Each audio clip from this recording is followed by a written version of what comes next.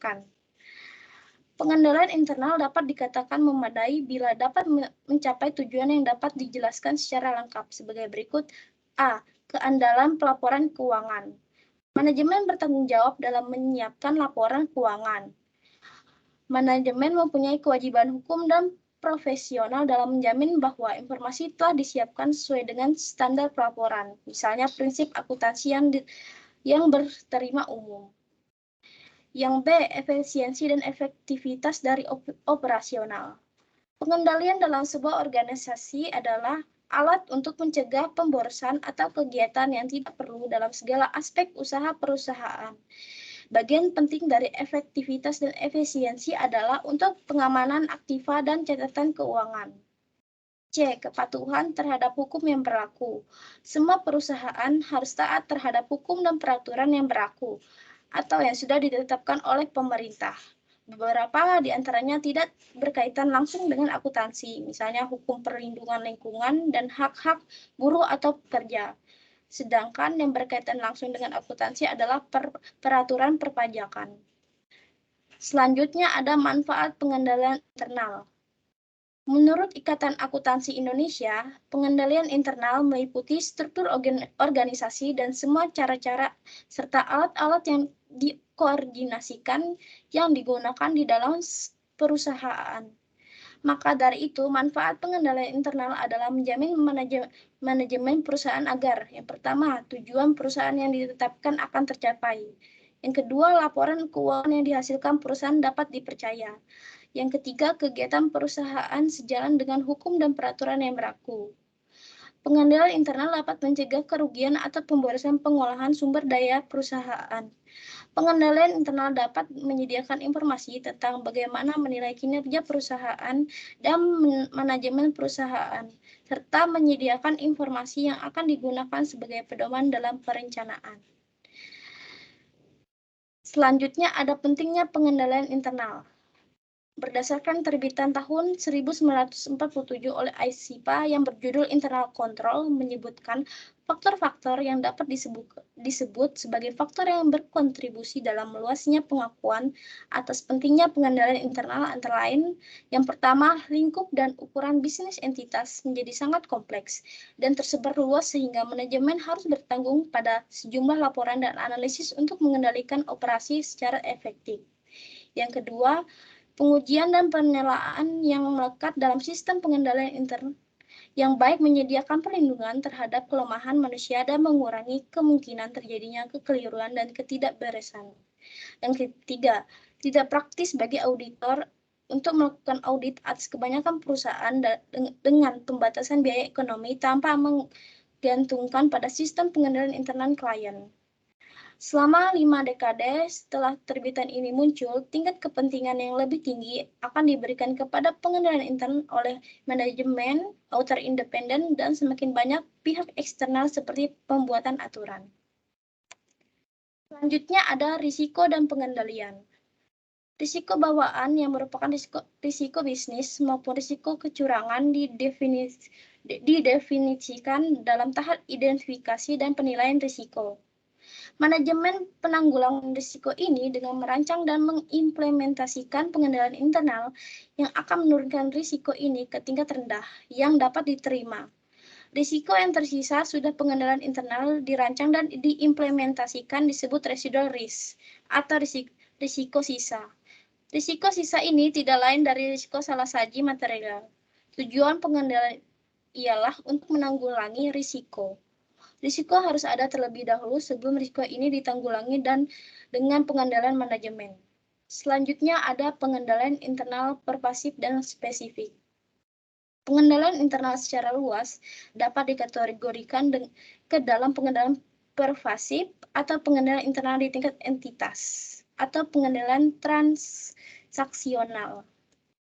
Yang pertama, pengendalian internal pervasif adalah berurusan dengan governance dan general manager.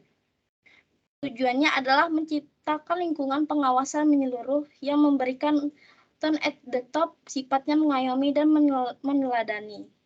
Proses pengendalian dalam kategori ini meliputi SDM, penanganan kecurangan, risk assessment, dan masalah manajemen operate. General IT manajemen, pembuatan finansial instrumen, termasuk laporan keuangan dan estimasi yang mendasarinya, dan pemantauan berjalan terhadap operasi entitas. Dalam entitas kecil, pengendalian ini umumnya dan terutama berhubungan dengan sikap manajemen terhadap integritas dan pengendalian. Selanjutnya ada pengendalian internal transaksional. Pengendalian transaksional adalah pengendalian atau proses yang spesifik dirancang agar transaksi dicatat dengan benar untuk pembuatan laporan keuangan. Selanjutnya, catatan pembukuan dibuat cukup rinci untuk mencerminkan secara benar dan wajar semua transaksi dan penggunaan aset. Selanjutnya, penerimaan dan pengeluaran hanya dibuat jika ada persetujuan manajemen. Selanjutnya, akuisisi, pembelian, penggunaan, atau penghapusan aset dicegah atau terdeteksi dengan cepat. Selanjutnya akan dijelaskan oleh Maggie. Baik, mungkin bisa di next slide-nya.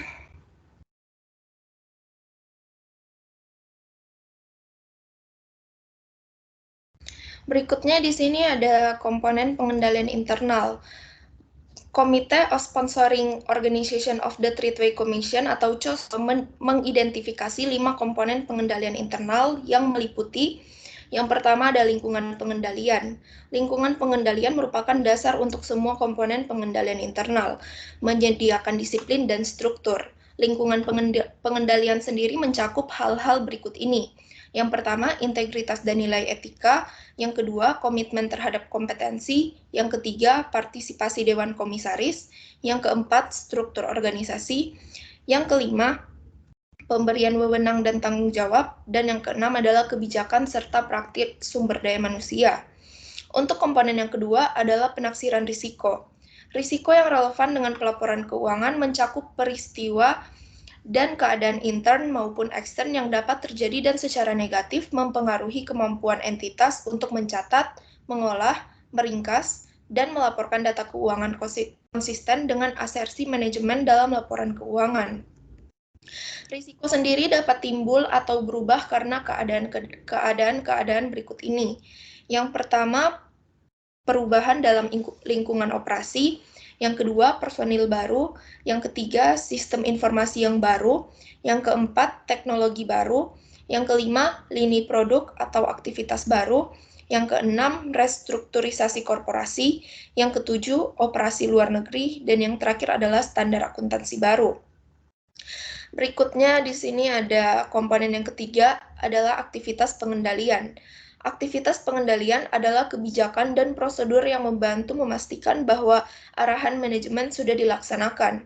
Aktivitas tersebut membantu memastikan bahwa tindakan yang diperlukan untuk menanggulangi risiko dalam pencapaian tujuan entitas sudah dilaksanakan. Pada umumnya, aktivitas pengendalian yang mungkin relevan dengan audit dapat digolongkan sebagai kebijakan dan prosedur yang berkaitan dengan hal-hal berikut. Yang pertama, review terhadap kinerja. Yang kedua, pengolahan informasi. Yang ketiga, pengendalian fisik. Dan yang keempat adalah pemisahan tugas. Berikutnya, komponen yang keempat adalah informasi dan komunikasi. Sistem informasi yang relevan dengan tujuan pelaporan keuangan yang meliputi sistem akuntansi, di mana terdiri atas metode dan catatan yang dibangun untuk mencatat, mengolah, meringkas, dan melaporkan transaksi entitas, dan untuk memelihara akuntabilitas bagi aset, utang, dan ekuitas yang bersangkutan. Kualitas informasi yang dihasilkan dari sistem tersebut berdampak terhadap kemampuan manajemen untuk membuat keputusan semestinya dalam mengendalikan aktivitas entitas dan menyiapkan laporan keuangan yang andal. Komunikasi sendiri mencakup penyediaan suatu pemahaman tentang peran dan tanggung jawab individual berkaitan dengan pengendalian internal terhadap laporan keuangan. Auditor harus memperoleh pengetahuan memadai tentang sistem informasi yang relevan dengan pelaporan keuangan untuk memahami, yang pertama, golongan transaksi dalam operasi entitas yang signifikan bagi laporan keuangan. Yang kedua, bagaimana transaksi tersebut dimulai. Yang ketiga, catatan akuntansi, informasi pendukung, dan akun tertentu dalam laporan keuangan yang tercakup dalam pengolahan dan pelaporan transaksi. Yang keempat, pengolahan akuntansi yang dicakup sejak saat transaksi dimulai sampai dengan dimasukkan ke dalam laporan keuangan, termasuk alat elektronik seperti komputer dan electronic data interchange yang digunakan untuk mengirim, memproses, memelihara, dan mengakses informasi. Berikutnya komponen yang terakhir, yang kelima, adalah pemantauan. Pemantauan sendiri adalah proses yang menentukan kualitas kinerja pengendalian internal sepanjang waktu. Pemantauan ini mencakup penentuan desain dan operasi pengendalian tepat waktu dan pengendalian tindakan koreksi. Di berbagai entitas, auditor internal atau personel yang melakukan pekerjaan serupa memberikan kontribusi dalam memantau aktivitas entitas. Aktivitas pemantauan dapat mencakup penggunaan informasi dari komunikasi dengan pihak luar, seperti keluhan customer dan komentar dari badan pengatur yang memberikan petunjuk tentang masalah atau bidang yang memerlukan perbaikan. Berikutnya di sini ada bagaimana jika tidak adanya pengendalian internal. Jika tidak ada banyak kegiatan pengendalian yang dapat diidentifikasi, maka auditor itu wajib mempertimbangkan hal-hal berikut. Yang pertama, menangani asersi-asersi relevan dengan melaksanakan prosedur audit selanjutnya yang terutama merupakan prosedur substantif. Yang kedua, ketiadaan kegiatan pengendalian atau komponen pengendalian lainnya tidak memungkinkan auditor memperoleh bukti audit yang cukup dan tepat. Hal lain yang menimbulkan banyak pertanyaan mengenai apakah audit seharusnya dijalankan sebagai berikut. Yang pertama, keraguan mengenai integritas manajemen, perilaku non-etis, atau sikap yang mengabaikan pengendalian internal. Yang kedua, kekhawatiran mengenai kondisi dan keandalan catatan entitas yang membuat auditor tidak mungkin memperoleh bukti audit yang cukup dan tepat untuk memberikan pendapat wajar tanpa pengecualian. Jika keraguan dan kekhawatiran tersebut terjadi, maka auditor itu perlu mempertimbangkan dan memodifikasi laporan auditnya atau mengundurkan diri dari penugasan sama sekali. Jika pengunduran diri yang dipilih, maka auditor harus mempertimbangkan tanggung jawab yang profesional dan hukumnya, termasuk kewajiban untuk melaporkan kepada orang yang memberikan penugasan dan regulator. Auditor juga harus membahas pengunduran dirinya dan alasan untuk itu dengan tingkat manajemen yang tepat atau dengan DOS Charged with Governance atau TCWG. Berikutnya di sini ada pengendalian internal yang relevan untuk audit. Tidak semua pengendalian itu relevan bagi seorang auditor. Auditor hanya perlu memperhatikan pemahaman dan evaluasi atas pengendalian yang memitigasi risiko salah saji yang material dalam laporan keuangan. Hal ini berarti bahwa pengendalian tertentu dapat dikeluarkan dari lingkup audit, seperti pengendalian dua pengendalian ini. Yang pertama, tidak berurusan dengan pelaporan keuangan. Contohnya, pengendalian operasional di lantai produksi dalam proses manufaktur, dan sekalipun tidak ada, kemungkinan terjadinya salah saji material dalam laporan keuangan sangat kecil. Bisa di next. Berikutnya di sini ada pengujian pengendalian internal. Dalam pelaksanaan standar tersebut, auditor melaksanakan prosedur pemahaman pengendalian internal dengan cara mengumpulkan informasi tentang desain pengendalian internal dan informasi apakah desain tersebut dilaksanakan. Di samping itu, pelaksanaan standar tersebut juga mengharuskan auditor melakukan pengujian terhadap efektivitas pengendalian internal dalam mencapai tujuan tertentu yang telah ditetapkan. Pengujian ini disebut dengan istilah pengujian kepatuhan atau compliance test, atau sering disebut dengan pengujian pengendalian atau test of control. Untuk menguji kepatuhan terhadap pengendalian internal, auditor melakukan dua macam pengujian. Yang pertama adalah pengujian adanya kepatuhan terhadap pengendalian internal.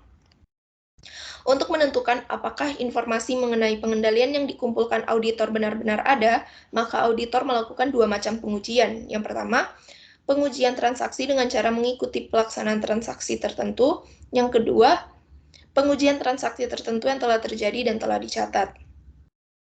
Berikutnya, ada pengujian tingkat kepatuhan terhadap pengendalian internal. Dalam pengujian pengendalian terhadap pengendalian internal, auditor tidak hanya berkepentingan terhadap eksistensi unsur-unsur pengendalian internal, namun auditor juga berkepentingan terhadap tingkat kepatuhan klien terhadap pengendalian internal. Dalam pengujian tingkat kepatuhan klien terhadap pengendalian internal pembelian, auditor dapat menempuh prosedur audit berikut ini. Yang pertama, mengambil sampel bukti kas masuk dan memeriksa kelengkapan dokumen pendukungnya seperti surat order pembelian, laporan penerimaan barang, dan faktor dari pemasok, serta tanda tangan pejabat yang berwenang dalam bukti kas keluar maupun dokumen pendukung. Yang B, melaksanakan pengujian bertujuan ganda atau dual purpose test, yang merupakan kombinasi antara pengujian yang tujuannya untuk menilai efektivitas pengendalian internal atas pengujian yang tujuannya menilai kewajaran informasi yang disajikan dalam laporan keuangan, atau pengujian substantif. Next slide. Berikutnya di sini ada keterbatasan pengendalian internal suatu entitas. Terlepas dari bagaimana bagusnya desain dan operasinya pengendalian internal, hanya dapat memberikan keyakinan memadai bagi manajemen dan dewan komisaris berkaitan dengan pencapaian tujuan pengendalian internal entitas. Kemungkinan pencapaian tersebut dipengaruhi oleh keterbatasan bawaan yang melekat dalam pengendalian internal. Berikut keterbatasan yang melekat dalam setiap pengendalian internal adalah sebagai berikut. Yang pertama di sini ada kesalahan dalam pertimbangan. Yang kesalahan dalam pertimbangan ini seringkali manajemen dan personil dapat melakukan kesalahan dalam mempertimbangkan sebuah keputusan bisnis yang diambil, karena tidak memadainya suatu informasi, keterbatasan waktu, atau mungkin tekanan lainnya. Berikutnya di sini ada gangguan. Gangguan itu sebenarnya dapat terjadi karena personel secara keliru memahami perintah atau membuat kesalahan karena kelalaian, tidak adanya perhatian, atau kelelahan. Berikutnya ada kolusi. Tindakan bersama beberapa individu untuk tujuan kejahatan disebut dengan kolusi. Kolusi dapat mengakibatkan bobolnya pengendalian internal yang dibangun untuk melindungi kekayaan entitas dan tidak terungkapnya ketidakberesan atau tidak terdeteksinya kecurangan oleh pengendalian internal yang dirancang. Yang keempat adalah pengabaian oleh manajemen. Manajemen dapat mengabaikan kebijakan atau prosedur yang telah ditetapkan untuk tujuan yang tidak sah, seperti keuntungan pribadi manajer, penyajian kondisi keuangan yang berlebihan, atau kepatuhan semu. Sebagai contoh, adalah manajemen melaporkan laba yang lebih tinggi dari jumlah seharusnya untuk mendapatkan bonus lebih tinggi bagi dirinya, atau untuk menutupi ketidakpatuhan terhadap peraturan perundangan. Yang terakhir adalah biaya lawan manfaat. Biaya yang diperlukan untuk mengoperasikan pengendalian internal tidak boleh melebihi manfaat yang diharapkan dari pengendalian internal tersebut, karena pengukuran secara tepat baik biaya maupun manfaat biasanya tidak mungkin dilakukan. Manajemen harus memperkirakan dan mempertimbangkan secara kuantitatif dan kualitatif dalam mengevaluasi biaya dan manfaat suatu pengendalian internal. Mungkin bisa di next lagi. Di sini ada persyaratan pemeriksaan atas keefektifan pengendalian internal. Persyaratan pemeriksaan atau asersi manajemen mengenai keefektifan pengendalian internal entitas adalah sama dengan prosedur untuk menilai risiko pengendalian pada audit. Terdapat beberapa tahapan yang dilaksanakan dalam pemeriksaannya. Yang pertama adalah merencanakan ruang lingkup penugasan, yang kedua memperoleh pemahaman mengenai pengendalian intern, yang ketiga mengevaluasi keefektifan rancangan pengendalian, yang keempat menguji dan mengevaluasi operasi keefektifan pengendalian, dan yang kelima adalah membuat pendapat mengenai keefektifan pengendalian internal. Next. Berikutnya di sini ada hubungan pengendalian internal dengan ruang lingkup atau skop pemeriksaan. Jika pengendalian internal suatu satuan usaha lemah, maka kemungkinan terjadinya kesalahan, ketidakakuratan, maupun kecurangan dalam perusahaan sangat besar.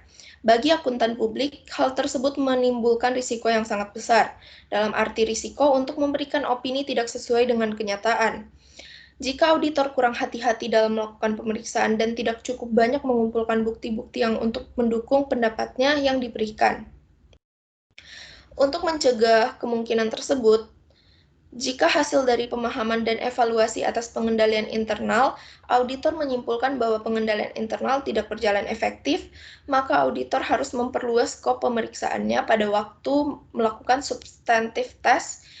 Misalnya, yang pertama, pada waktu mengirim konfirmasi piutang, jumlah konfirmasi yang dikirimkan ke perusahaan harus lebih banyak.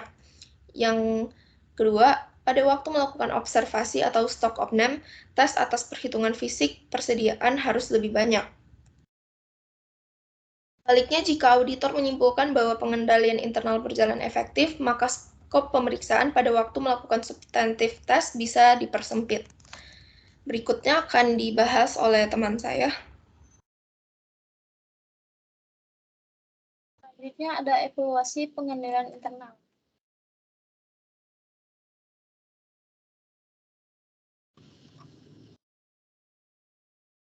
Melakukan pemahaman dan evaluasi atas pengendalian internal. Autor harus mendokumentasikan pemahamannya tentang komponen pengendalian entitas yang diperoleh untuk merencanakan audit. Bentuk dan isi dokumentasi dipengaruhi oleh ukuran dan kompleksitas entitas, serta sifat pengendalian intern entitas. Sebagai contoh, dokumentasi pemahaman tentang pengendalian intern entitas yang besar dan kompleks dapat mencakup bagian alir, flowchart, kuesioner, atau tabel keputusan. Namun untuk entitas yang kecil, dokumentasi dalam bentuk memorandum sudah memadai. Umumnya, semakin kompleks pengenalan intern dan semakin luas prosedur yang dilaksanakan, seharusnya semakin luas dokumentasi yang dilakukan oleh auditor. Pemahaman dan evaluasi atas pengenalan intern merupakan bagian yang sangat penting dalam proses pemeriksaan oleh akuntan publik, karena baik buruknya pengenalan intern adalah memberikan pengaruh yang besar terhadap pertama, keamanan aset perusahaan. Yang kedua, dapat dipercaya atau tidaknya laporan keuangan perusahaan. Yang ketiga, lama atau cepatnya proses pemeriksaan akuntan. Yang keempat, tinggi rendahnya audit fee. Yang kelima, jenis opini yang akan diberikan akuntan publik. Terdapat 3 cara yang biasanya dilakukan oleh auditor untuk mendokumentasi informasi mengenai pengendalian intern yang berlaku dalam perusahaan, yaitu pertama, kuesioner pengendalian internal. ICQ. Cara ini banyak digunakan oleh kantor akuntansi publik karena dianggap lebih sederhana dan praktis. Biasanya KAP sudah memiliki satu set ICQ yang standar yang biasa digunakan untuk memahami dan mengevaluasi pengendalian intern di berbagai jenis perusahaan. Pertanyaan-pertanyaan dalam ICQ diminta untuk dijawab ya, tidak, atau tidak relevan. Jika pertanyaan tersebut sudah disusun dengan baik, maka jawab ya. Akan menunjukkan ciri internal kontrol yang baik. Tidak untuk menunjukkan internal kontrol yang lemah. Tidak relevan berarti pertanyaan tersebut tidak relevan untuk perusahaan tersebut. ICQ biasanya dikelompokkan sebagai berikut. Yang pertama, umum. Yang kedua, akuntansi. Yang ketiga, siklus penjualan, piutang, dan penerimaan kas. Yang keempat, siklus pembelian utang pengeluaran kas. Yang kelima, persediaan. Yang keenam, surat berharga. Yang ketujuh, aset tetap. Yang kedelapan, gaji dan upah. Sekarang ada bagan arus, flowchart. Flowchart menggambarkan arus dokumen dalam sistem dan prosedur di suatu unit usaha. Misalnya dalam flowchart, untuk sistem dan prosedur pembelian utang dan pengeluaran kas, digambarkan arus dokumen mulai dari permintaan pembelian, order pembelian, sampai dengan pelunasan utang yang berasal dari pembelian tersebut. Untuk auditor yang terlatih baik, menggunakan flowchart lebih disukai, karena auditor lebih cepat melihat apa saja kelemahan-kelemahan dan kebaikan-kebaikan dari suatu sistem dan prosedur. Untuk penugasan tahun-tahun berikutnya, auditor harus selalu memutakhirkan atau mengupdate flowchart tersebut untuk mengetahui apakah terdapat perubahan dalam sistem dan prosedur perusahaan. Serta flowchart dibuat, auditor harus melakukan walkthrough, yaitu mengambil 2 atau 3 dokumen yang mengetes apakah prosedur yang dijalankan sesuai dengan apa yang digambarkan dalam flowchart. Misalnya, ambil satu set dokumen yang pelunasan utang yang berasal dari pembelian persediaan secara kredit. Periksa apakah dokumen sudah diproses dengan prosedur yang digambarkan dalam flowchart pembelian, utang, dan pengeluaran kas. Selanjutnya, naratif. Dalam hal ini, auditor menceritakan dalam bentuk memo, sistem, dan prosedur akuntansi yang berlaku di perusahaan. Misalnya prosedur pengeluaran kas. Cara ini biasa digunakan untuk klien kecil yang pembukuannya sederhana. Selanjutnya, langkah-langkah mengevaluasi pengendalian internal. Dalam Tuan Kota mengatakan bahwa auditor wajib mengevaluasi rancangan serta mengimplementasikan pengendalian untuk menentukan akan melaksanakan atau tidak melaksanakan uji pengendalian untuk menentukan akan melaksanakan uji pengendalian untuk mengumpulkan bukti. Evaluasi merupakan suatu proses yang terdiri dari 4 langkah, yaitu yang pertama, langkah pertama risiko apa yang harus dimitigasi. Langkah pertama adalah mengidentifikasi dan kemudian menilai faktor risiko yang signifikan dan faktor risiko yang lain. Daftar faktor risiko berdasarkan proses bisnis tidak wajib dibuat. Namun, jika sudah dibuat, daftar ini bermanfaat untuk mengelimininasi setiap faktor risiko yang sedikit kemungkinannya mengakibatkan salah saji yang material. Sedikit pun tidak dimitigasi sama sekali. Berikut hal-hal wajib dalam membuat faktor risiko. Yang pertama, gunakan istilah faktor risiko yang sesuai dengan untuk entitas yang bersangkutan. Yang kedua, pastikan semua asersi yang relevan telah diperhatikan. Yang terakhir, perhatikan apakah terdapat risiko tambahan yang berakibat salah saji yang material jika tidak dimitigasi. Tabel di samping mengiktisarkan beberapa sumber risiko yang sering ditemukan dan jenis pengendalian yang dapat memitigasi risiko tersebut.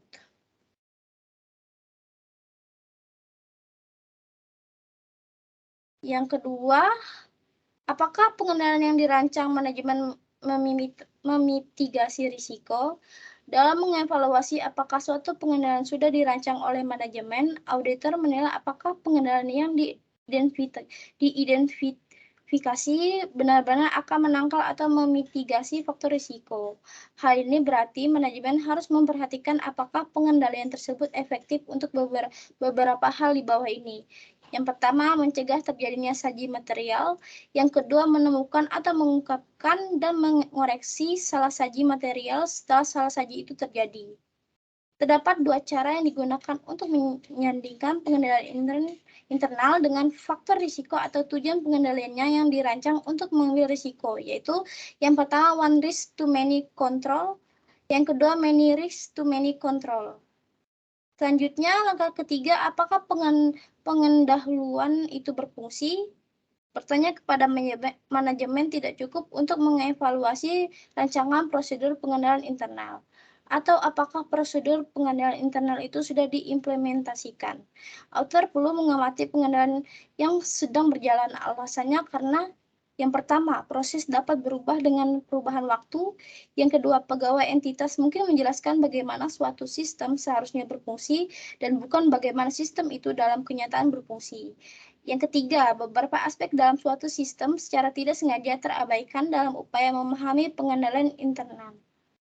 Proses penilaian risiko yang diwajibkan untuk memperoleh bukti audit mengenai diimplementasikannya pengendalian meliputi A. Bertanya kepada pegawai entitas.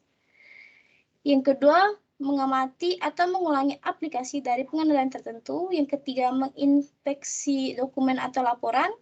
Yang ketiga, yang keempat, menelusuri atau beberapa transaksi melalui sistem informasi yang relevan untuk pelaporan keuangan. Selanjutnya akan dijelaskan oleh Ching. Baik, terima kasih atas kesempatannya. Sekarang kita masuk ke studi kasus. Boleh di next.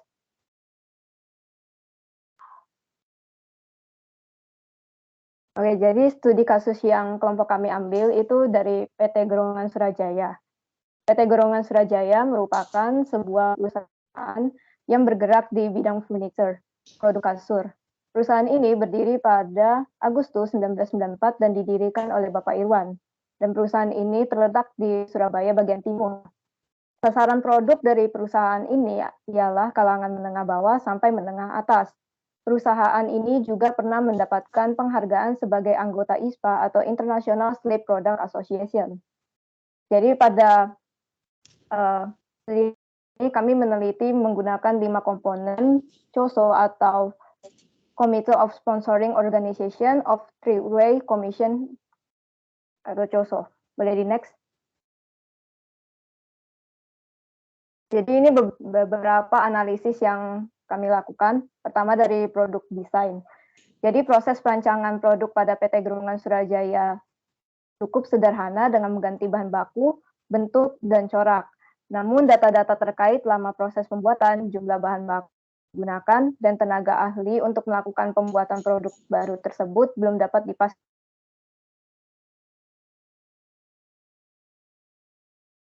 Waktu perhitungan biaya tidak dapat ditelusuri. Aduh, jaringan.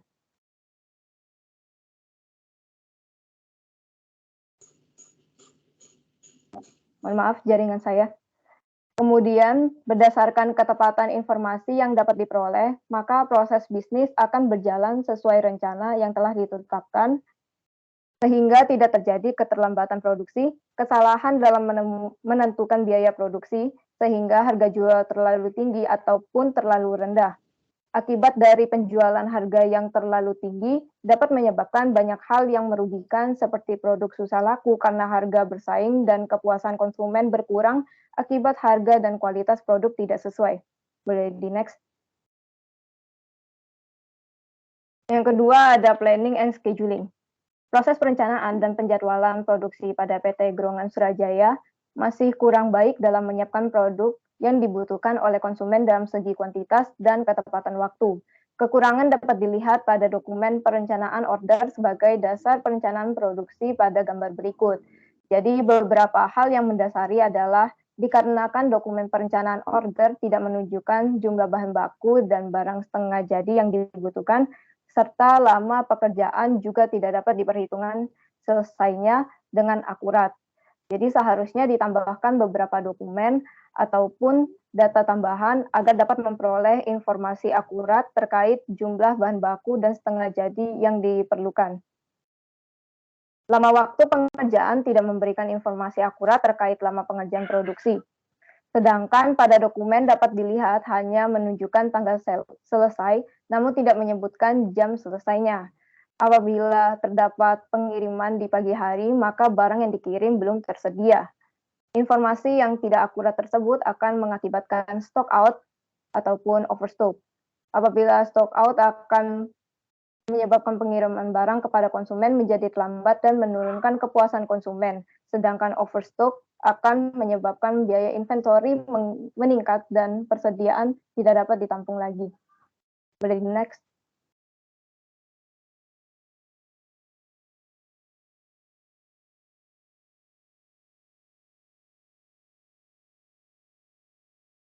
Mundur sekali lagi, Van. Oke. Satunya lagi, ya ini. Thank you. Kemudian yang ketiga ada product operation. Jadi proses produksi masih kurang efisien karena proses perakitan terletak di lantai 2 dan dari gedung, sehingga proses pemindahan akan menghabiskan waktu lebih lama, serta perpindahan bahan baku dan barang setengah jadi untuk dilakukan proses perakitan akan memakan waktu yang cukup lama sehingga kurang efisien. Kemudian yang terakhir ada cost accounting. Proses perhitungan harga pokok penjualan pada PT Gerungan Surajaya kurang efisien karena akan sulit untuk digunakan menentukan harga jual varian produk dengan tepat, sehingga lebih baik jika perhitungan harga pokok produksi ditetapkan untuk tiap produk. Akibat perhitungan harga pokok penjualan yang tidak akurat menyebabkan kesulitan dalam menentukan harga jual tiap produk. Hal tersebut dapat menyebabkan kesulitan dalam menjual produk dengan harga yang bersaing di pasaran. Boleh di next. Jadi di sini kami ada evaluasi siklus produksi PT Gerungan Surajaya berdasarkan 5 komponen Committee of Sponsoring Organizations of Three-Way Commission atau COSO. Yang pertama ada penilaian lingkungan pengendalian, Jadi lingkungan pengendalian yang sudah terpenuhi ada komitmen untuk nilai-nilai integritas, independensi pengawasan, manajemen, dan latihan untuk mengembangkan dan kinerja pengendalian internal, pengelolaan dengan pengawasan dewan, struktur, jalur pelaporan, dan pihak yang berwenang dan bertanggung jawab dalam mencapai tujuan. Organisasi menunjukkan komitmen untuk menarik, mengembangkan, dan Kemudian organisasi memegang individu bertanggung jawab atas tanggung jawab internal yang mereka kontrol dalam mengejar tujuan. Dan yang belum terpenuhi adalah organisasi menunjukkan komitmen untuk menarik, mengembangkan, dan mempertahankan individu yang kompeten sejalan dengan tujuan. Untuk kelemahannya ada dua, yaitu proses produksi tidak sesuai jadwal akibat turnover karyawan dan proses pengambilan keputusan menghabiskan waktu yang lama. Dan rekomendasinya adalah membuat pengukuran kinerja untuk tiap karyawan dan mengikatkan karyawan yang kompeten dengan kontrak kerja. Dan yang kedua ada untuk keputusan lapangan didelegasikan kepada kepala produksi. Kemudian ada tabel kedua yaitu penilaian penaksiran risiko. Jadi penaksiran risiko yang sudah terpenuhi ada organisasi menetapkan tujuan yang cukup untuk memungkinkan identifikasi dan penilaian risiko yang berkaitan dengan tujuan. Kemudian organisasi mengidentifikasi risiko terhadap pencapaian tujuan di seluruh entitas ini dan organisasi mengidentifikasi dan menilai perubahan yang signifikan. Yang belum terpenuhi adalah organisasi mempertimbangkan potensi penipuan dalam menilai risiko. Jadi beberapa kelemahannya adalah data-data produksi yang tidak tepat akibat kecurangan dan biaya yang tinggi dalam mengantisipasi risiko produksi. Rekomendasinya adalah mempertimbangkan triangle fraud dalam menghadapi risiko yang dihadapi dan melakukan antisipasi risiko dan yang paling signifikan. Kemudian yang ketiga ada penilaian aktivitas pengendalian.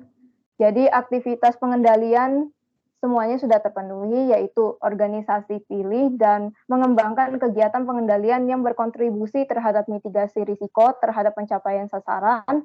Organisasi memilih dan mengembangkan kegiatan pengendalian umum atas teknologi untuk mendukung pencapaian tujuan, dan organisasi menyebarkan kegiatan pengawasan sebagaimana diwujudkan dalam kebijakan. Dan kelemahannya ada dua, yaitu proses perencanaan produksi kurang efisien menyebabkan overstock dan stock out, kemudian proses aliran bahan mentah sampai menjadi barang jadi tidak efisien. Kemudian rekomendasinya adalah menambahkan dokumen Bill of Material untuk bahan baku dan Operation List untuk menentukan lama waktu pengerjaan tiap proses produksi. Kemudian mengubah tata letak produksi. Kemudian tabel yang keempat ada penilaian informasi dan komunikasi. Jadi beberapa kegiatan yang ada di informasi dan komunikasi ini sudah terpenuhi semua dan tidak ada kelemahan dan rekomendasi, yaitu organisasi memperoleh atau menghasilkan dan menggunakan relevan informasi yang berkualitas untuk mendukung fungsi komponen lain dari pengendalian internal. Organisasi internal mengkomunikasikan informasi termasuk tujuan dan tanggung jawab untuk pengendalian internal diperlukan untuk mendukung fungsi komponen lain dari pengendalian internal. Organisasi berkomunikasi dengan pihak luar mengenai hal-hal yang mempengaruhi fungsi dari komponen lain dari pengendalian internal. Yang terakhir ada penilaian pengawasan. Jadi beberapa kegiatan pengawasan sudah terpenuhi, yaitu organisasi memilih, mengembangkan, dan melakukan evaluasi berkelanjutan dan atau terpisah untuk meyakinkan apakah komponen pengendalian internal yang hadir dan berfungsi. Kemudian organisasi mengevaluasi dan mengkomunikasikan kekurangan pengendalian internal pada waktu yang tepat bagi mereka pihak yang bertanggung jawab untuk mengambil tindakan korektif. Kelemahannya adalah proses pengambilan keputusan perbaikan terlalu lama dan rekomendasinya adalah memberi wewenang evaluasi pengendalian internal kepada kepala produksi. Boleh di next. Baik, kesimpulannya adalah dari kelima komponen pengendalian internal ternyata masih terdapat perusahaan yang belum menerapkan prinsip-prinsip komponen COSO secara lengkap, yaitu komponen lingkungan pengendalian penaksiran risiko. Hal ini menandakan pengendalian internal yang diterapkan masih belum sepenuhnya efektif. Dan saran dari kelompok kami adalah berdasarkan evaluasi pengendalian internal dari 5 komponen COSO terhadap siklus produksi sudah cukup baik, namun masih terdapat kelemahan-kelemahan dari siklus produksi sehingga diberikan rekomendasi untuk perbaikan untuk meningkatkan efisiensi. Boleh di next. Sekian, saya kembalikan kepada moderator. Terima kasih. Sekian presentasi dari kelompok kami. Mohon maaf apabila ada kesalahan kata yang tidak disengaja. Buat teman-teman yang mau bertanya, dipersilakan langsung menggunakan fitur raise hand.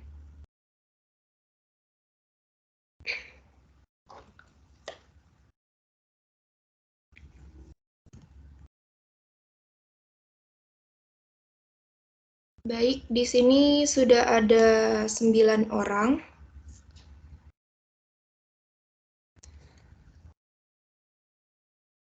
Oke, akan saya bagi menjadi 3 sesi. Untuk sesi yang pertama 3 orang. Kak Rozan dipersilahkan.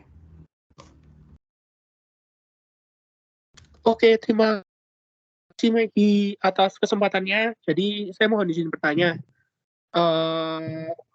Sebentar. Oke, untuk pertanyaan saya, apabila pengendalian internal dalam sebuah perusahaan sangat buruk, apakah ada cara untuk mengatasi permasalahan tersebut? Terima kasih. Baik, terima kasih pertanyaannya Kak Rozan. Untuk yang kedua di sini ada Stephen Roynando.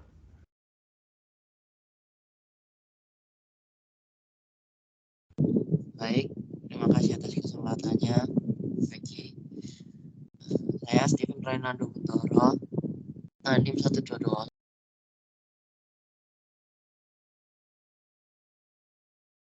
Stephen termute. Oh iya, sorry. Saya Stephen Roynando dengan NIM 1220115 mau bertanya. Bagaimana cara mengimplementasikan pengendalian internal dalam sebuah perusahaan? Terima kasih. Baik, terima kasih. Berikutnya di sini ada Mika Trinanda. Baik, terima kasih atas kesempatannya. Saya Mika, NIM 12201007, ingin bertanya, bagaimana cara mengatasi kecurangan dalam pengendalian internal? Terima kasih. Baik, terima kasih. Karena di sini yang bertanya ada 11, jadi ada 12, jadi akan saya ganti menjadi 4 sesi. Untuk sesi pertama akan didiskusikan ke kelompok terlebih dahulu. Mohon menunggu.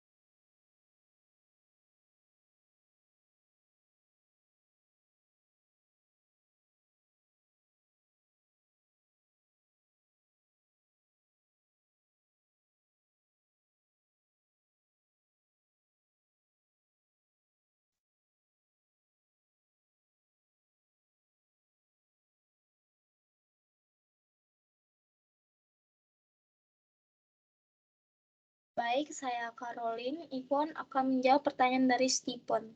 Tadi pertanyaannya bagaimana cara mengimplementasikan BI dalam sebuah perusahaan.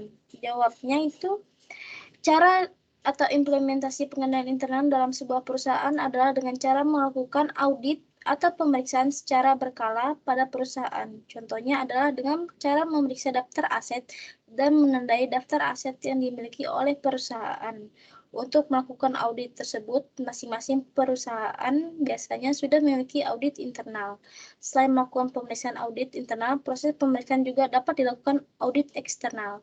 Bagaimana, Stephen? Apakah sudah terjawab? Ya, Ivan, terima kasih. Sama-sama.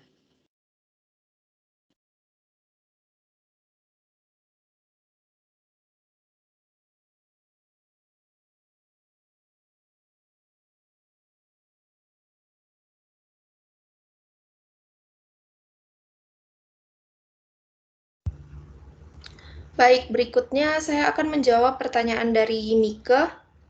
Tadi pertanyaannya itu bagaimana cara mengatasi kecurangan dalam pengendalian internal.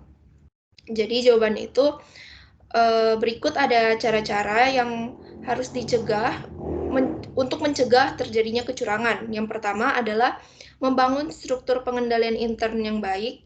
Yang kedua, mengefektifkan aktivitas pengendalian seperti mereview kinerja, melakukan pengolahan informasi, pengendalian fisik, pemisahan tugas.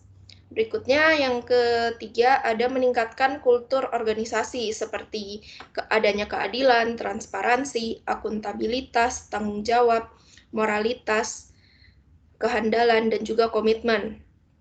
Serta yang terakhir adalah mengefektifkan fungsi internal audit. Bagaimana Mika, apakah sudah menjawab? Iya, sudah sangat menjawab. Terima kasih. Ya, sama-sama. Baik, di sini saya akan menjawab pertanyaan dari Kak Rozan. Pertanyaannya adalah, apabila pengendalian internal dalam sebuah perusahaan sangat buruk, apakah ada cara untuk mengatasi? Jadi jawabannya harus diadakan rapat direksi untuk merumuskan kebijakan yang tepat terkait SPI tersebut, karena apabila tidak ada sistem pengendalian internal yang baik, going concern suatu perusahaan bisa terancam. Bagaimana Kak Rozan? Oke, baik. Terima kasih Xiaoqing atas jawabannya. Sebelumnya mohon maaf, tadi saya belum menyebutkan nama dan NIM. Nama saya Rozan Naufal, NIM saya 121910035. Terima kasih. Sama-sama Kak. Baik, berikutnya buat teman-teman yang sudah terjawab pertanyaannya bisa segera lower hand. Dan ini di sesi kedua, 3 orang, ada Isaac Federico, dipersilahkan.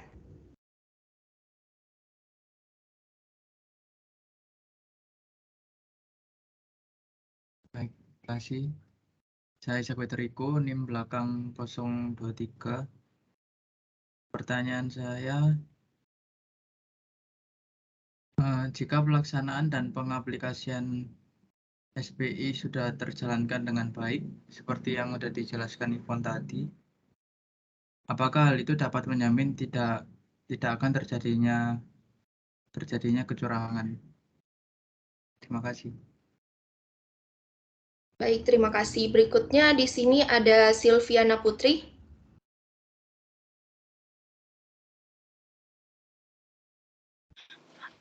Terima kasih atas kesempatannya. Saya Silviana Putri, NIM 122010026. Pertanyaan saya adalah apa yang bisa menyebabkan gagalnya sebuah pengendalian internal yang sudah dirancang dengan baik? Terima kasih.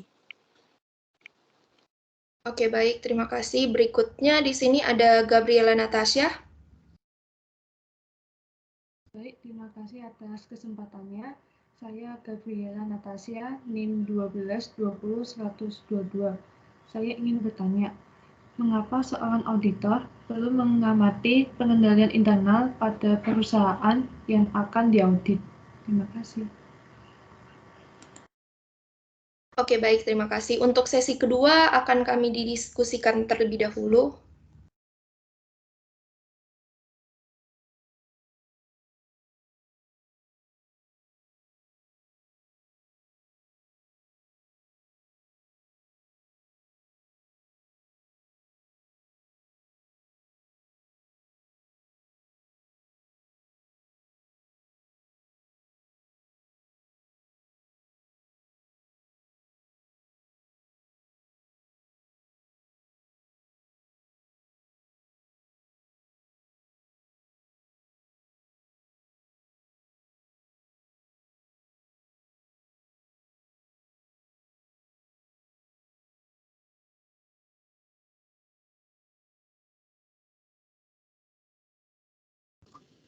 Baik, saya Caroline Ipon akan menjawab pertanyaan dari Izak.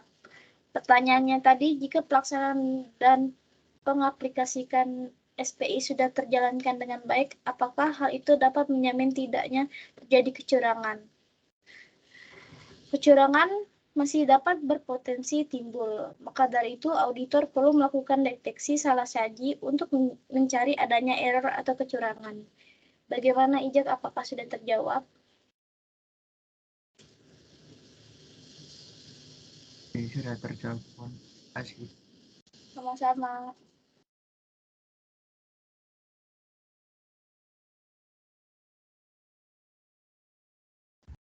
Baik, berikutnya saya akan menjawab pertanyaan dari Gabriela Natasha. Pertanyaannya tadi, mengapa seorang auditor perlu mengamati pengendalian internal pada perusahaan yang akan diaudit?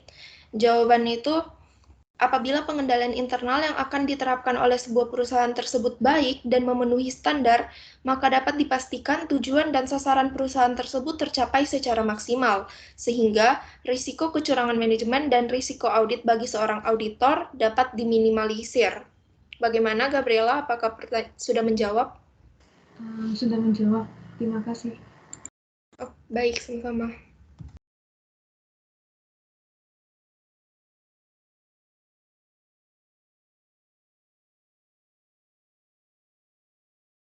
Baik, saya akan menjawab pertanyaan dari Silviana dengan pertanyaannya, apa yang bisa menyebabkan gagalnya sebuah pengendalian intern yang sudah dirancang dengan baik? Jadi jawabannya yang pertama ada pengendalian intern melibatkan proses pengambilan keputusan oleh manusia yang bisa saja salah pertimbangan. Kemudian yang kedua ada pengendalian intern tidak berfungsi karena ada gangguan atau breakdown. Kemudian yang ketiga adalah pengendalian intern tidak efektif karena ada kolusi. Terus manajemen berpeluang mengesampingkan atau mengabaikan pengendalian intern. Dan yang terakhir ada perancangan pengendalian intern mempertimbangkan aspek biaya dan manfaat. Bagaimana, Silviana? Terima kasih Xiaoqing atas jawabannya, sudah sangat jelas. Baik, sama-sama Silviana. Oke, baik. Buat teman-teman yang sudah dijawab pertanyaannya, boleh lower hand. Berikutnya pada sesi ketiga di sini ada Mas Mediana, dipersilahkan.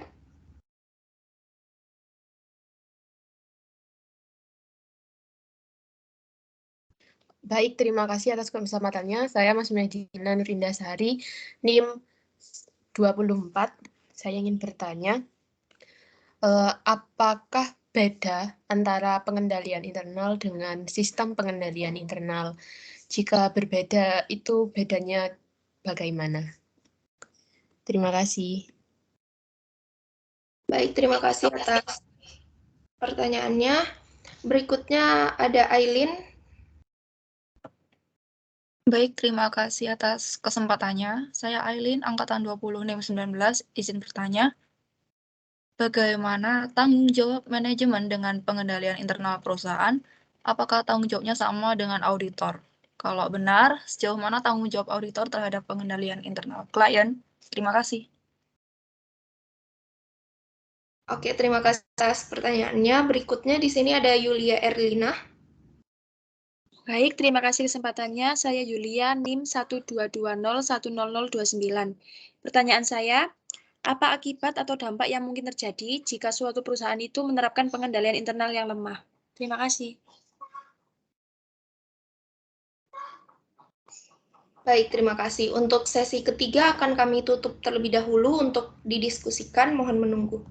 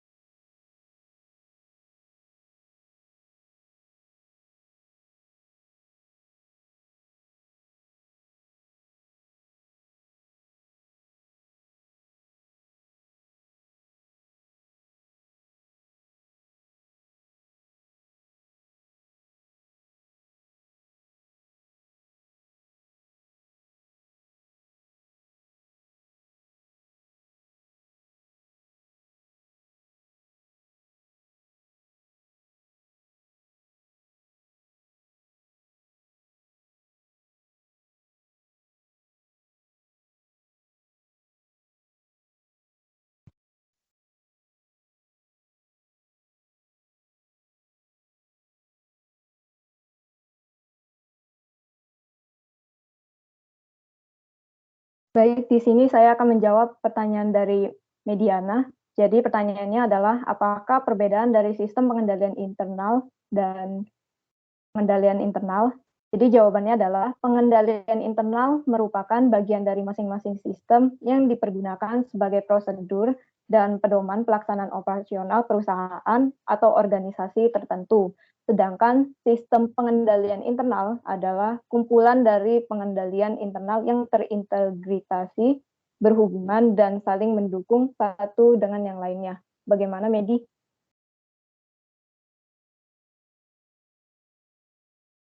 Oh iya, Xiaoqing, sudah sangat jelas. Terima kasih. Sama-sama, Medi.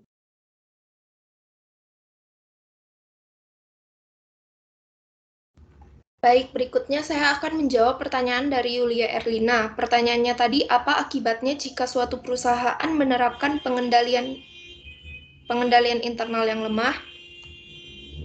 Jawabannya, jika sistem pengendalian internal lemah, maka akan menyebabkan kekayaan perusahaan tidak terjamin keamanannya, serta informasi akuntansi yang tidak teliti dan tidak dapat dipercaya, tidak efektif dan efisiennya kegiatan-kegiatan operasional perusahaan, serta tidak dapat dipatuhinya kegiatan manajemen yang ditetapkan. Bagaimana, Yulia? Apakah sudah menjawab? Iya, sudah menjawab, Meggy. Terima kasih. Ya, sama-sama.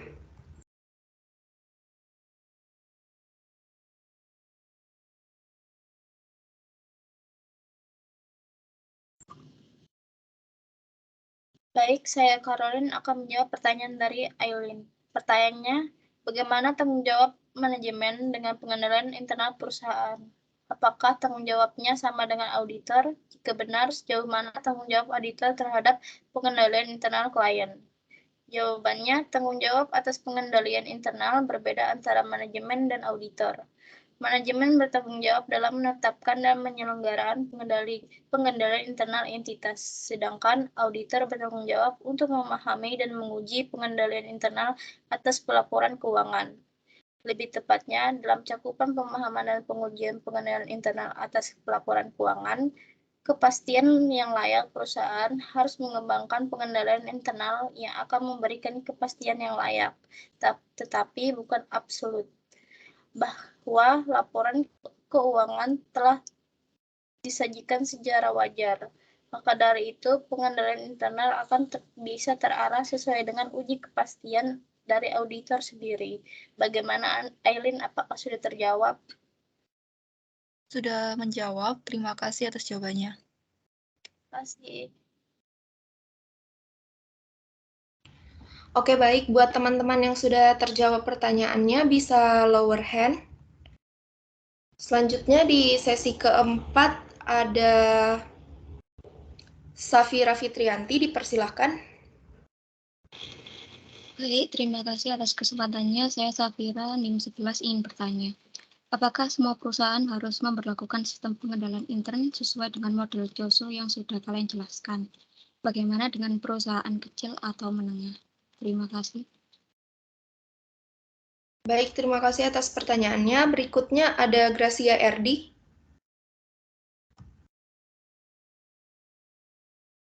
Terima kasih atas kesempatannya. Saya mau tanya, aktivitas pengendalian apa saja yang perlu dipertimbangkan dalam penentuan unsur pengendalian internal tersebut?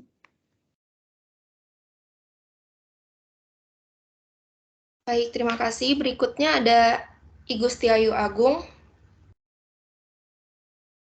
Baik, terima kasih kesempatannya. Saya ingin bertanya, apakah auditor melakukan audit internal setiap kali terjadi perubahan dalam perusahaan, seperti perubahan personil atau pekerja dalam satu perusahaan? Makasih. Baik, terima kasih untuk pertanyaannya. Untuk sesi 4 akan kami diskusikan terlebih dahulu.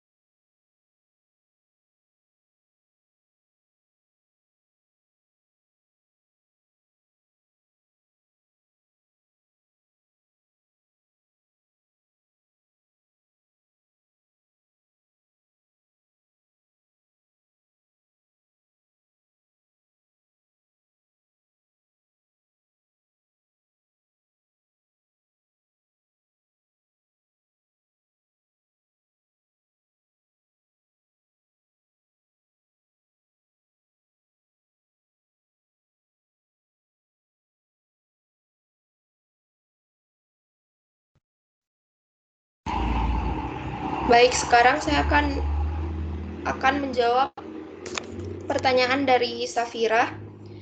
Tadi pertanyaannya, apakah semua perusahaan harus memberlakukan sistem pengendalian intern sesuai dengan model COSO yang sudah kalian jelaskan? Bagaimana dengan perusahaan kecil atau menengah? Jadi jawabannya itu tidak semua, hanya sebagian saja memberlakukan sistem pengendalian intern yang model COSO. Karena perusahaan berskala kecil dan menengah mempunyai keunggulan untuk dapat membangun lingkungan pengendalian yang kuat. Karyawan yang dimiliki relatif sedikit dan berinteraksi dengan frekuensi yang lebih sering sehingga memudahkan pembentukan budaya dan penanaman etik perusahaan. Selain itu, hal-hal yang tidak normal atau tidak wajar akan dapat segera terdeteksi. Hal ini bisa dilihat dari struktur organisasi dalam perusahaan kecil. Manajer dan karyawannya mempunyai struktur yang lebih pendek dibanding dengan struktur perusahaan besar. Selain itu, karyawan biasanya mempunyai pekerjaan merangkap, seperti bagian purchasing dan accounting. Apa sudah menjawab, Safira? Sudah sangat menjawab, terima kasih. Ya, sama-sama.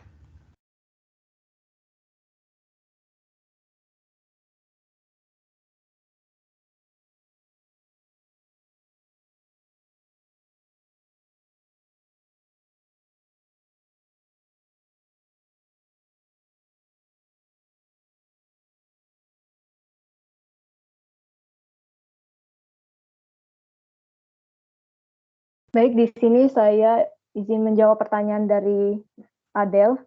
Jadi pertanyaannya dari Adel, apakah auditor melakukan audit internal setiap kali terjadi perubahan dalam perusahaan, seperti perubahan personil atau pekerja dalam suatu perusahaan? Jadi jawabannya adalah, pada umumnya audit internal dilakukan sekali dalam setahun. Namun dalam kondisi tertentu, misalnya terjadi perubahan besar-besaran dalam cara kerja, struktur maupun penerapan sistem manajemen baru, maka frekuensi pelaksanaan audit dapat ditingkatkan untuk melihat tingkat efektivitas dari perubahan yang terjadi. Bagaimana, Adel? Baik, terima kasih, Xiao Qing. Baik, sama-sama.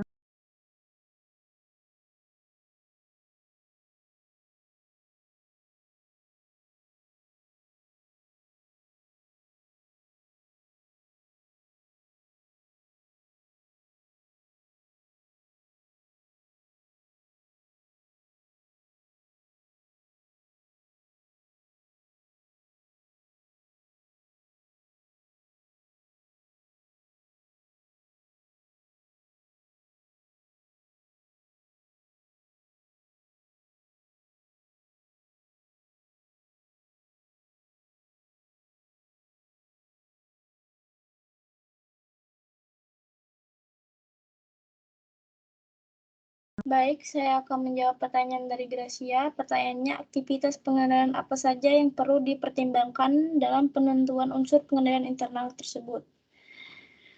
Pada pengendalian internal terdapat unsur-unsur yaitu berupa lingkungan pengendalian, yang kedua penilaian risiko, yang ketiga prosedur pengendalian, yang keempat pemantauan atau monitoring, yang kelima informasi dan komunikasi. Bagaimana Gracia, apakah sudah terjawab? Sudah terjawab, terima kasih Ivan. Iya, sama-sama. Oke, baik. Berikutnya di sini tersisa 2 orang. Kepada C. Cynthia, dipersilahkan. Ya, terima kasih atas kesempatannya. Nama saya Cynthia Dwi Alverina, NIM 12-19-143. Saya mau tanya ke kelompok, apa saja keuntungan jika pengendalian internal berjalan dengan baik dalam perusahaan? Terima kasih.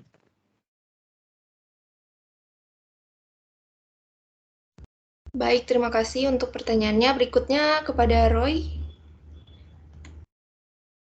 Baik, terima kasih atas kesempatannya. Saya Roy dengan NIM 12-20-110. Saya ingin bertanya, apakah pengendalian internal perusahaan yang baik atau buruk terintegrasi terhadap peran seorang auditor? Terima kasih.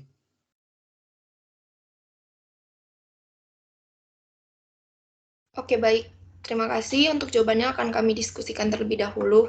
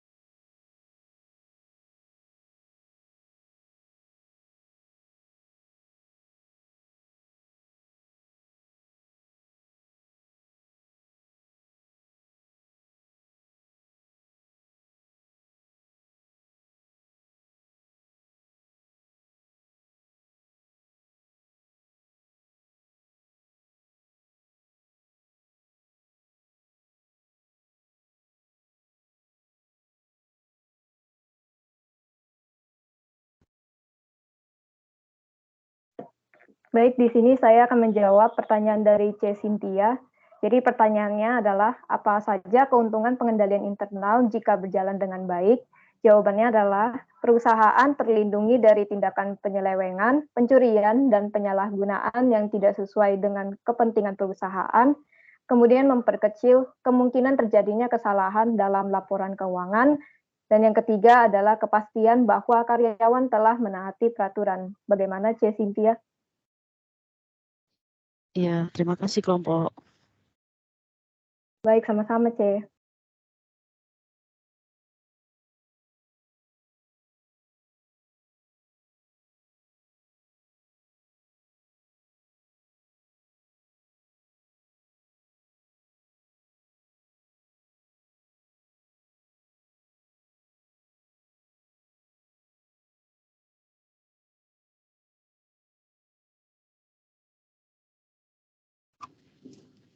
Baik, saya Caroline akan menjawab pertanyaan dari Roy. Pertanyaannya tadi, apakah pengendalian internal perusahaan yang baik atau buruk terintegrasi terhadap peran seorang auditor?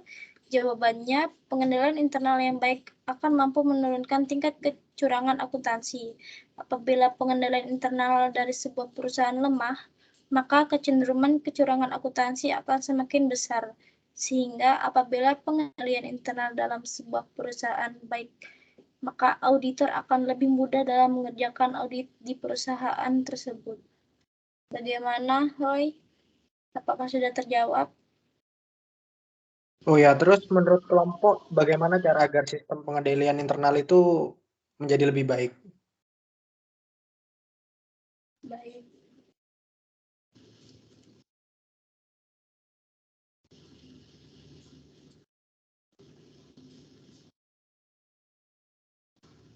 Baik, Roy. Jawabannya, penggunaan wewenang secara tepat untuk melakukan suatu kegiatan atau transaksi.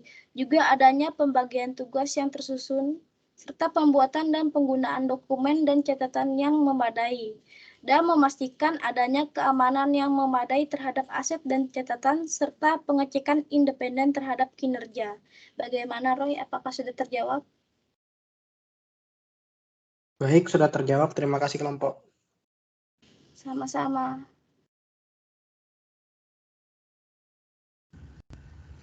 Baik, tadi di sini Rehan ada raise hand, mungkin jadi bertanya atau tidak?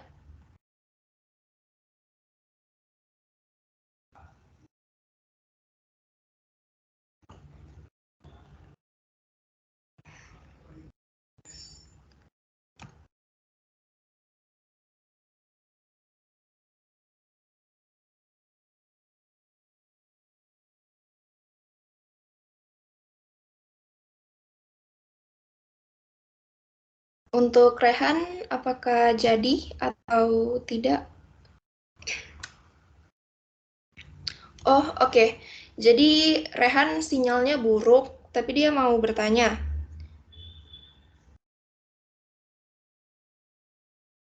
Pertanyaannya, apakah tanggung jawab auditor dalam mendapatkan pemahaman tentang pengendalian internal Oke, baik.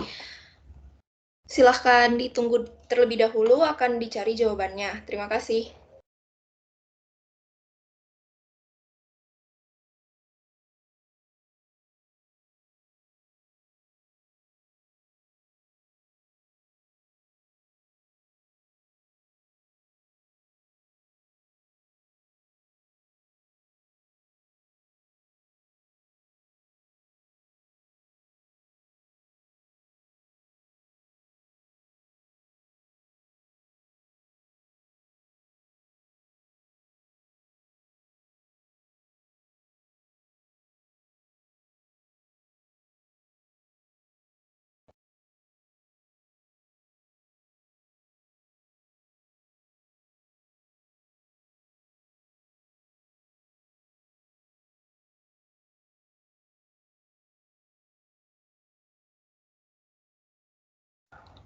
Baik, saya akan menjawab pertanyaan dari Rehan.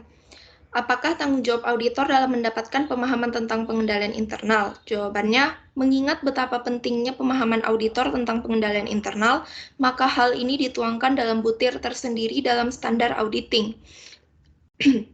Standar auditing menyatakan tanggung jawab auditor yang berkaitan dengan pengendalian internal entitas sebagai berikut, bahwa auditor harus memperoleh suatu pemahaman atas pengendalian internal yang relevan dengan audit, kemungkinan berhubungan dengan pelaporan keuangan, namun tidak semua pengendalian yang berhubungan dengan pelaporan keuangan relevan dengan audit. Mungkin karena Rehan sinyalnya buruk, sudah dapat menerima jawabannya. Terima kasih.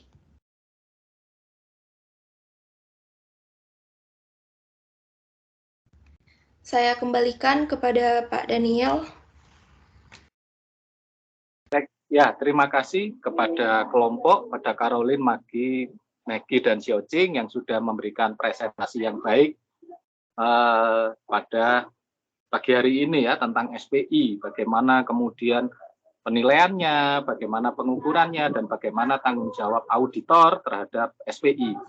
Ya mohon maaf, saya melakukannya di luar ruangan, jadi tidak di kelas. Mungkin backlight ya, nggak kelihatan belakangnya. Sebenarnya apa yang sudah disampaikan sudah cukup, lebih dari cukup, karena presentasinya menarik.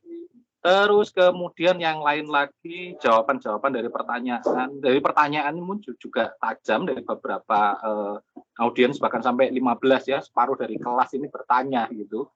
Dan kemudian sudah dijawab dengan baik pula gitu. Jadi ya relatif baik. Bukan relatif baik ya, tapi memang sangat baik apa yang sudah disajikan dan disampaikan oleh kawan-kawan.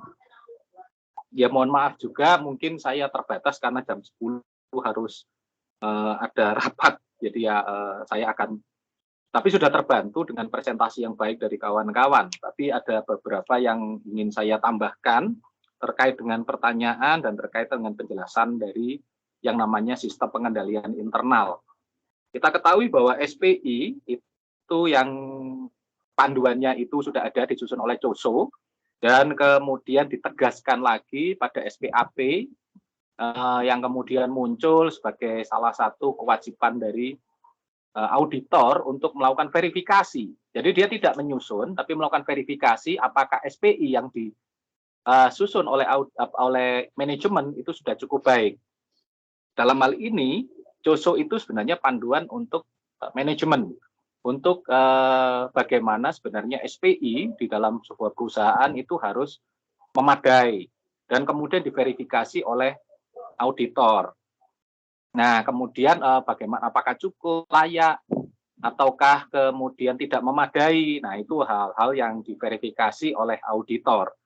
Nah, auditor tentu saja panduannya adalah SPAP ya, Standar Profesional Akuntan Publik, yang kemudian ditegaskan lebih tegas lagi pada pada standar audit SA, dan kemudian apalagi akhir-akhir ini karena perkembangan operasional yang sedemikian pesat, itu audit juga bergeser dari cycle based audit menjadi risk based audit (RBA). Di dalam RBA jelas-jelas sekali bahwa kemudian resiko ya seperti yang sudah kita ketahui, ada resiko resiko bawaan inherent risk itu jadi perhatian bagaimana pengetahuan auditor terhadap proses manajemen dan juga proses pelaporan keuangan itu harus diketahui. Karena apa? Urusannya dengan kualitas dari laporan keuangan yang disusun oleh manajemen dan juga kualitas audit nantinya karena hasil dari verifikasi hasil audit terhadap laporan keuangannya dari auditi atau perusahaan. Dan kemudian ada yang kedua itu adalah risiko pengendalian. Kenapa risiko pengendalian itu menjadi penting? Karena bahwa kemudian pengendalian yang oleh perusahaan itu harus disusun SPI, itu yang kemudian jadi salah satu objek audit. Karena apa? Ya sudah seperti yang dijelaskan oleh penyaji, bahwa kemudian kalau ternyata SPI-nya lemah, itu akan ada risiko salah saji yang besar. Kualitas laporan keuangan itu mungkin saja rendah. Ya. Dan kemudian tidak hanya sistem pengendalian itu penting untuk dipahami, karena kemudian ada yang lain bahwa kemudian kemungkinan tidak hanya salah saji, kemungkinan adanya fraud sangat mungkin terjadi saat kemudian SPI terlalu lemah. Dan resiko-resiko itu yang harus diaudit, resiko itu harus diperiksa untuk kemudian dimitigasi, untuk diberikan masukan oleh auditor untuk diperbaiki. Nah, kemudian ada resiko resiko deteksi. Nah, ini menjadi tanggung jawab auditor itu sendiri. Nah, risk based audit itu kan terdiri dari 3 hal itu tadi ya. Resiko bawaan, resiko pengendalian, dan resiko deteksi. Yang 2 itu manajemen, tanggung jawab manajemen. Yang terakhir itu tanggung jawab auditor. Nah, tetapi auditor juga harus memiliki keyakinan dalam prosesnya. Jadi kemudian apa? Dia harus melakukan verifikasi, melakukan pemeriksaan ulang terhadap SPI. Resiko bawaan kan kita sudah pelajari ya. Untuk SPI itu harus diverifikasi ulang untuk melihat bahwa kemudian apakah SPI ini sudah memadai, sudah layak, sudah wajar. Nah, ini tanggung jawab siapa sebenarnya? Tanggung jawab dari TCWG, Discharge with Governance. Jadi siapapun yang kemudian ada di sana, mulai dari komisaris, ya, dewan direksi, itu harus menyusun SPI dengan memadai. Nah, kemudian siapa yang meyakinkan bahwa kemudian yang di dalam dulu, siapa yang meyakinkan bahwa kemudian SPI itu sudah memadai, SPI dijalankan dengan taat. Nah, ini tugasnya auditor internal. Ya, nanti kalau mata kuliah auditnya kita pelajari di semester 7 itu nanti. Jadi tanggung jawabnya itu ada di dalam dulu. Termasuk bagaimana auditor internal itu menentukan kualitas dari laporan keuangan dan juga apa? Juga bagaimana apakah tata kelola perusahaan itu sudah dijalankan dengan baik. Ya, GCG itu terjamin dari adanya SPI yang memadai. Nah, itu sebenarnya tiap tahun yang melakukan, ada pertanyaan di sini tadi kan, tanggung jawabnya siapa? Tanggung jawabnya auditor. Ya, tanggung jawab auditor internal. Tanggung jawab auditor eksternal itu memberikan penilaian terhadap pengendaliannya apakah memadai atau tidak. Kalau kurang memadai, ya tentu saja harus diperbaiki itu SPI-nya.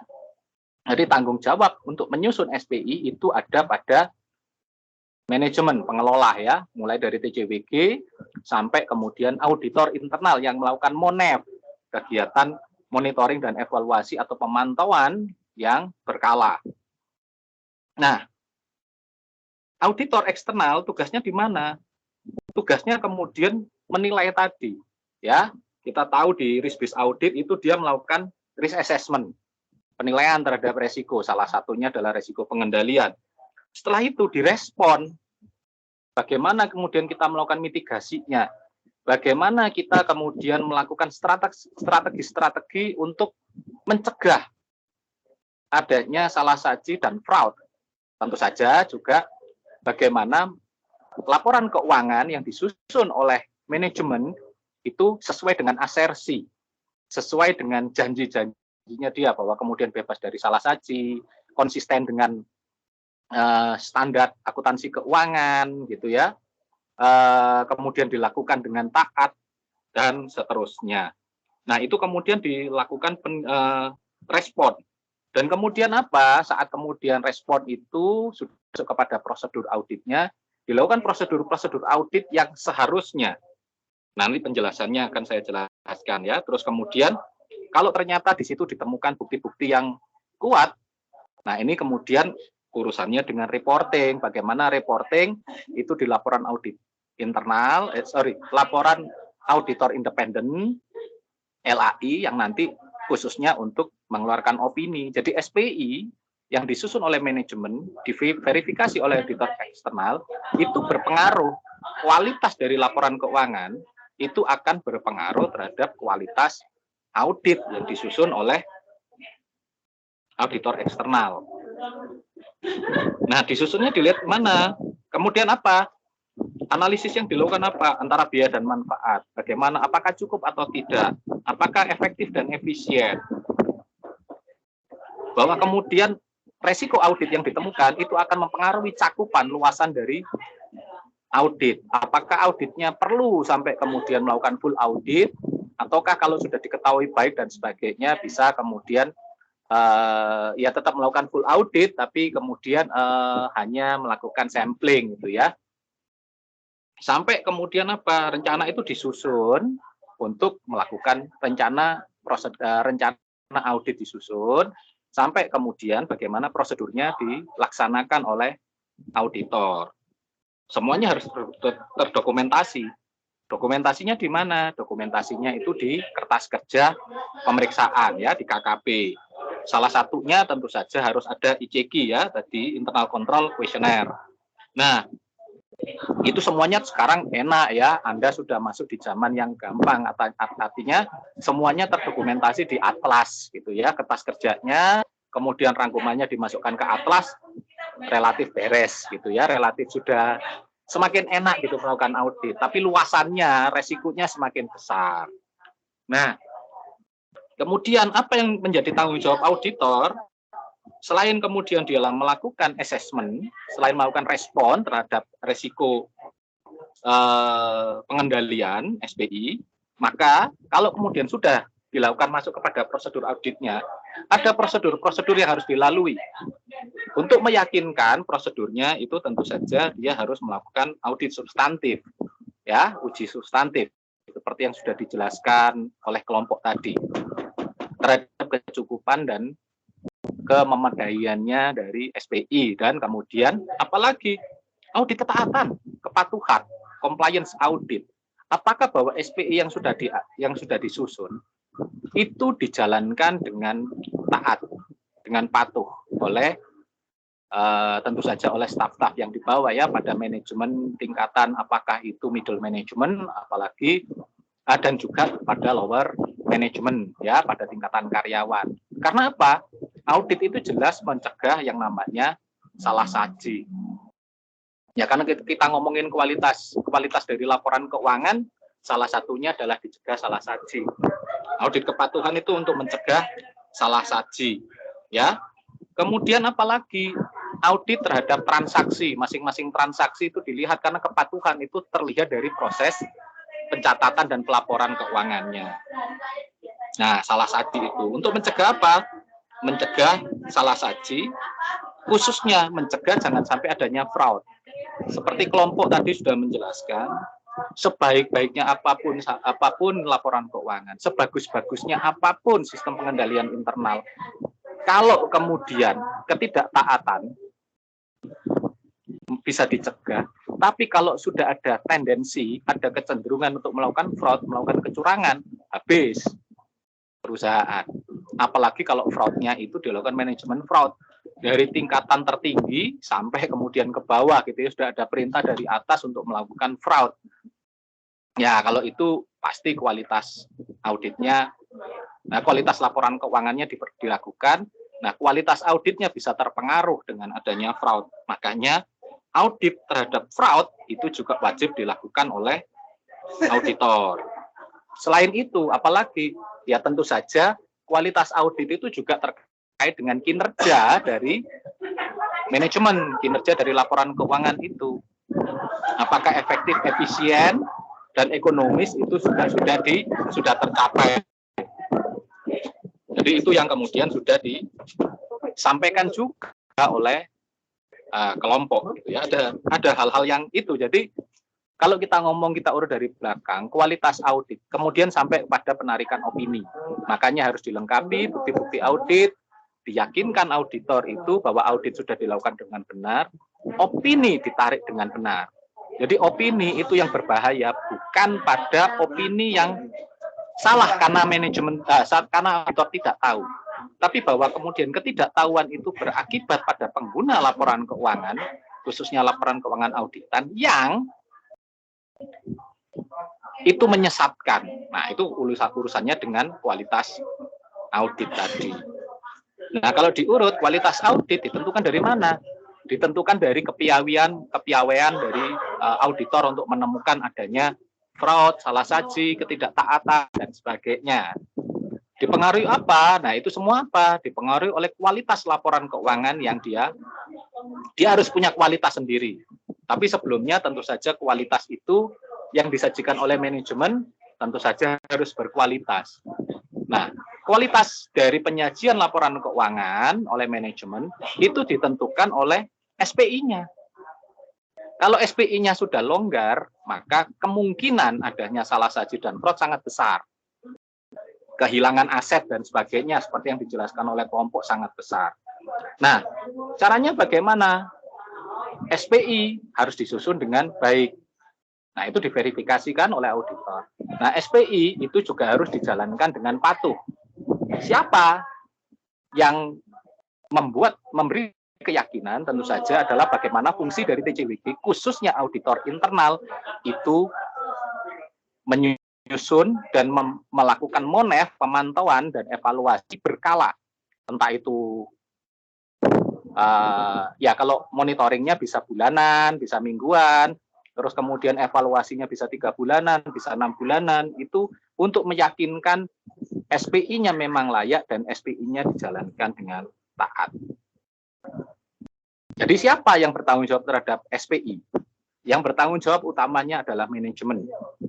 Ya, dalam hal ini adalah TCWG. Nah, kemudian harus diverifikasi oleh auditor bahwa dia kemudian layak, baik, memadai, dan itu yang kemudian meyakinkan auditor kualitas laporan keuangan manajemen, finansial, laporan keuangannya itu baik, dan itu yang menjamin kemudian kualitas auditnya juga baik. Tentu saja